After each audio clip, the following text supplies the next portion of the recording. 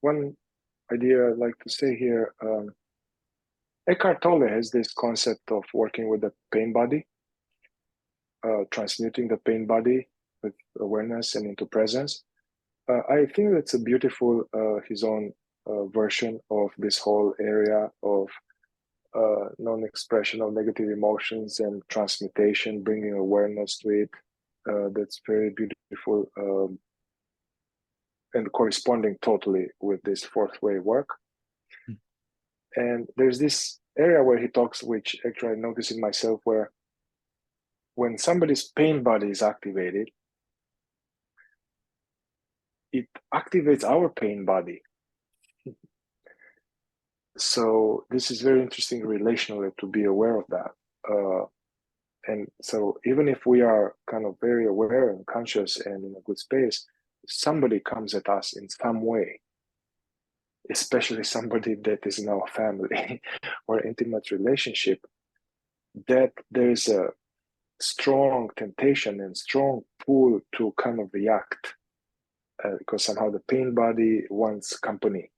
And I notice in myself, sometimes my partner has a negative emotion and even she has a small one, a small expression, like a little sound or hitting something. And sometimes of the day, I'm from the other room, I feel it and it impacts my body. It impacts my system. And I'm like, it's unpleasant. And there's if I'm not really aware, it almost, I'm kind of now angry. I'm angry with her because but actually I started to use this more, like to use this as an intentional friction, like, she's doing her own work the best she can. And somehow due to my sensitivity, due to whatever trauma, whatever from childhood, I feel this.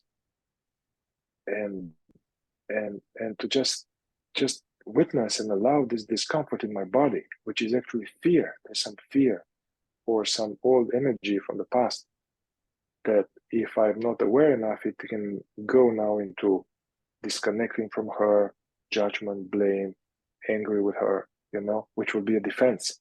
But initially that's like vulnerability. It's like, I feel the energy of the other person, and that can be unpleasant. And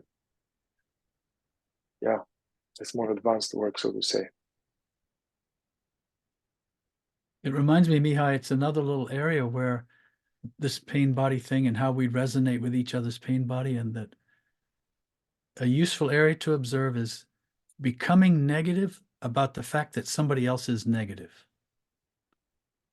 And we'll notice this more as we try not to express negative emotions, because there'll almost be this assumption, what are you doing expressing a negative emotion to me? Don't you know better? Kind of something like this.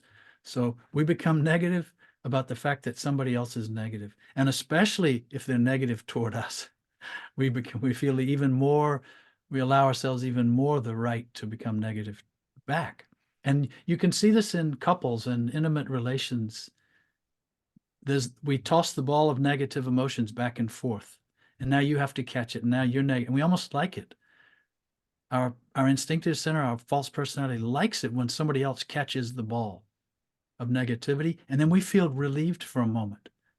We don't have it. It's a strange game we play as egos, and then somebody throws it back, and we catch it, and now we've got it, and we may carry it for a day, or 2 days, or 3 days, until we either drop it or throw it back or swallow it. Oh, there's some options, but this is what goes on between human beings at work, in families, in relationships.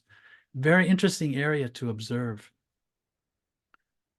I think we are past our time, so Yeah. I don't see other hands for now, but I want to encourage you again, if you have questions or observations that all of this has prompted, please send them to Mihai or to the I'm not sure how you're responding, but I've seen some of them come through.